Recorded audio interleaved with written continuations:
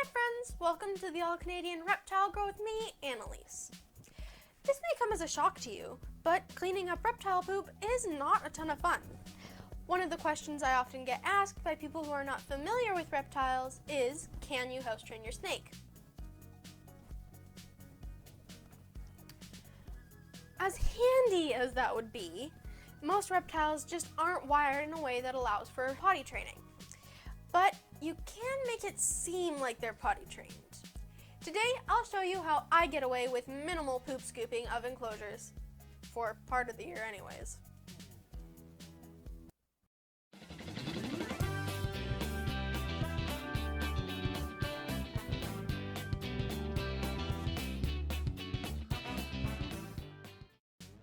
Okay, so lots of animals can be housebroken. Cats instinctively want to dig and do their business in dirt or sand or something that they can dig in, so they're usually pretty easy. Give them a box of kitty litter and they figure it out from a very young age. Dogs really want to make us happy, so they quickly figure out that we're happier when they poop outside versus in. So they go outside and we pick up their poo in little baggies, because I think we lost a bet or something. Lots of other animals can be housebroken, or trained to use a litter box, or go in a specific corner of their enclosure. Rabbits, ferrets, even rats can be housebroken, although we had very limited success with our 3 girls when we had them. So why not snakes or other reptiles? Well, like I said earlier, their brains just aren't wired that way. I talk about this in my video, How Snakes Think. These creatures are motivated by a few primal needs: safety, food, comfort, and at a certain time of the year, reproduction. Nowhere in their decision-making matrix is there a need for our approval or consideration of our floors or carpets, clothes, couches or bedspreads, friends' phones, my hair, thanks Night Monkey. Basically, it just doesn't matter to them. When they want to go, they go. So how do I get away with minimal poop scooping duties 5-ish months of the year? Well, what do dog owners do when their pooch needs to poop? They go outside. Now, before we go outside, there are some things that we need to cover about taking your reptile or snake outdoors. First is learning to recognize when your snake needs to relieve themselves. You can usually tell if they've got something locked and loaded. If they're kind of full here near the cloaca, then they're usually going to let something out soon. Their eating schedules can also help you figure this out. For my smaller snakes like Frostbite, Noodles, or my garters, I know that usually 2 days after they eat, they will probably urate, the reptile version of peeing. And it'll be about 4 days until they have a proper poop. For my bigger snakes is usually 3 to 4 days before they urate and 5 to 6 for a poop. Dosara, my big Dumerals boa, is the only one who eats every 3 to 4 weeks, so we're looking at 7 to 10 days for a big poop and then a smaller one later in the week. Second is to know your snake. If you have a snake that is skittish or nervous, taking it outside could be a very, very stressful thing. These guys can move fast if they want to, and the last thing you want to do is lose your friend because it got nervous and took off. I would also not recommend taking little snakes like garter snakes or juveniles outside, because they are just too easy to lose track of, and small snakes can be very, very fast and gone in a flash. Sometimes your snake's behavior will be different outside. Take Tituba, our boa constrictor, for example. In the house, she does like to do a little bit of exploring outside of her enclosure, but she does much prefer to look for a place to hide, like under a blanket on your lap, and hunker down for about an hour or so. But when we take her outside, she becomes all brave and adventurous, and she loves to periscope her neck and explore all over the yard before climbing up a chair and keeping a keen eye on everything. Which brings me to the third item to discuss, your yard. You need to have an appropriate place to safely let your snake get some sunshine and fresh air. A fenced-in backyard free of other wildlife, garden tools, or anything else that could potentially harm your reptile is ideal.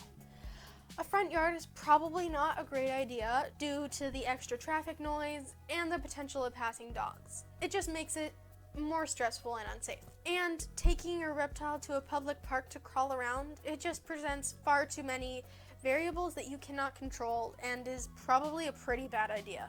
You'll also thoroughly need to check the ground in the area that you're letting your reptile explore and make sure that there isn't any animal poop that they could crawl or slither through.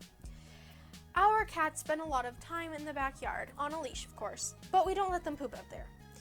That doesn't mean that the yard is clear. There are feral cats that are in the neighborhood, and we have squirrels, skunks, raccoons, and occasionally groundhogs that pass through. We need to make sure that no one has left us any surprises. This is really important because not only is poop disgusting and you don't want it all over your reptile, but poop can be filled with a bunch of parasites and other transmittable diseases. It is possible that your reptile could accidentally ingest some feces or pick up something and become really ill or die. So a poop check is important. What you put on your lawn is also something you want to be concerned about. If you've spread pesticides, herbicides, or even fertilizers, you want to keep your snake off it. That stuff can be deadly to your reptiles and your pets. As you can see by the state of our lawn, we obviously don't use any weed killers or fertilizers. We also wipe our snakes down before putting them back in their enclosure, just to make sure that they're all clean. Weather is a factor too. You don't want it to be too hot or too cold. Common sense, right? Alright, enough chit chat. Let's let this guy go outside before he uses my table as a toilet again. See you in the yard. As you can see, we're outside in my backyard. Now the last thing to mention is supervision. Our snakes don't go outside unless there are at least 2 people monitoring. You would not believe how fast a bright orange snake can disappear into green grass. So there's never only one person out here while our reptiles are getting some fresh air. Well, this doesn't really apply to Agatha, our red-footed tortoise, because she has a specialized outdoor enclosure that we put together for her, and you can see that in an upcoming video. These are rules that we follow. Obviously, you can do whatever you want with your own reptiles, but I highly recommend that you follow these suggestions to keep your reptiles safe. Alright, let's see what Dozer does.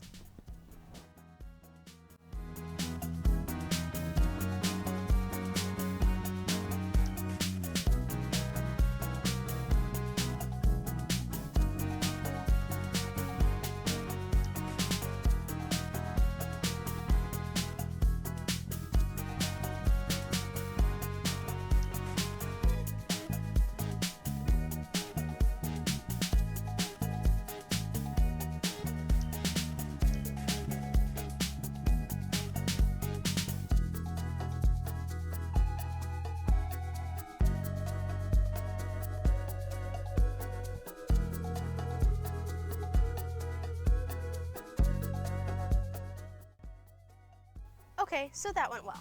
Let's try another snake to prove that it's not just a fluke. Let's go with Noodles.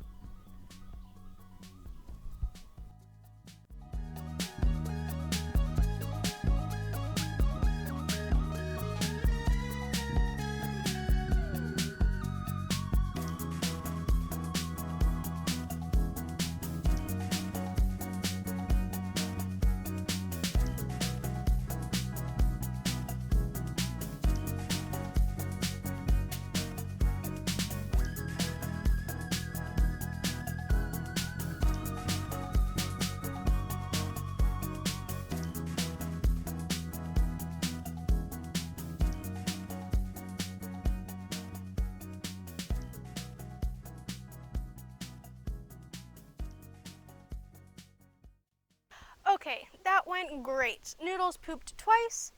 Just to prove it's not just a corn snake thing, let's try Hobbs, my Macklets python.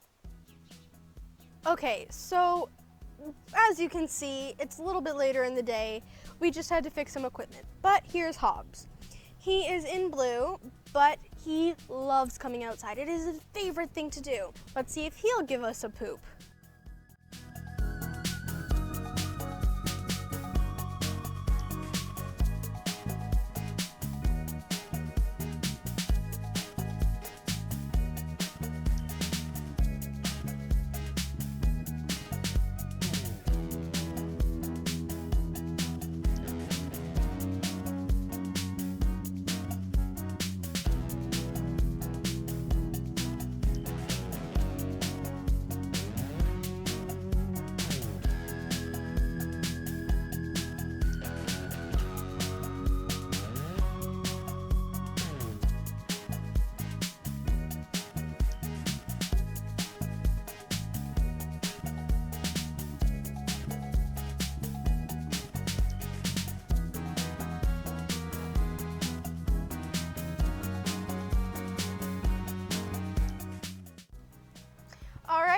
Tessara a try.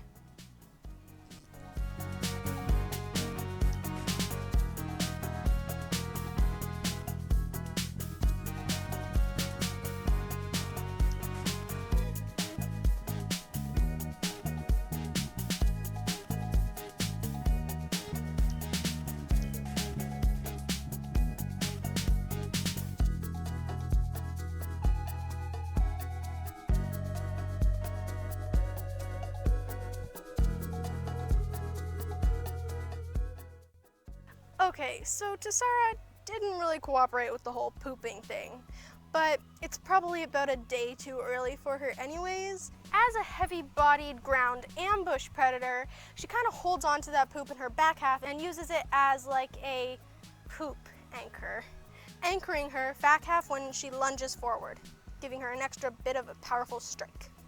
So if snakes don't care about where they poo, then how come all of these snakes waited until they were outside before squirting their disgusting butt soup all over my lawn?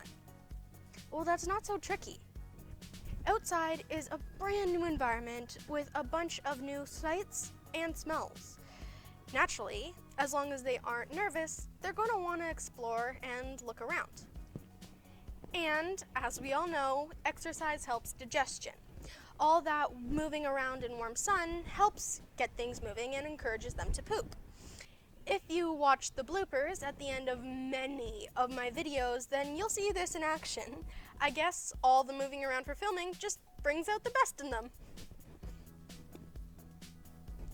Now, apparently there are some reptile species that you can potty train.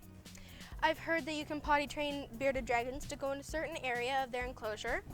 And there have even been reports of people potty training their tegus, or other bigger monitor lizards. But these are very smart animals with very sophisticated brains. And I don't have any experience with those guys yet, so I can't comment on this firsthand. But I would love to hear your stories if you've tried to potty train your snake, and how well it worked or didn't work. So there you have it. The All-Canadian Reptile Girl's sneaky way to potty train your snakes. I hope you found this video interesting and enjoyed watching my snakes poop. It's gross, yet oddly satisfying. Thanks for watching me, the All-Canadian Reptile Girl, and Dozer, Noodles, and Hobbs, and Tessara. Please don't forget to check out my other videos and my Instagram. And as always, please like, share, comment, and subscribe. And remember, nurture all nature. See you next time. Bye. Hosts breaking their tagus.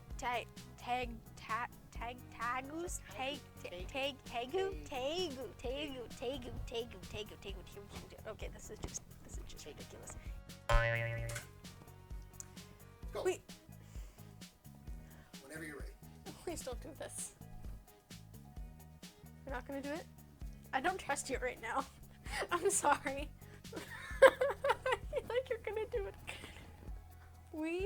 Oh, you won't right now. You're probably gonna do next time. I don't know. We also. Hurry up, let's go. We also Come wipe. on. Enough! And other transmittable diseases. Their tegus. I said it right? Oh, are you measuring me to see if you can eat me? Okay, so curling his tail around my mic.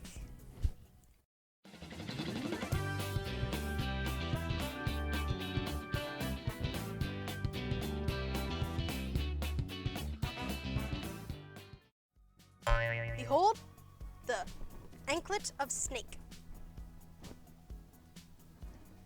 Snakelet.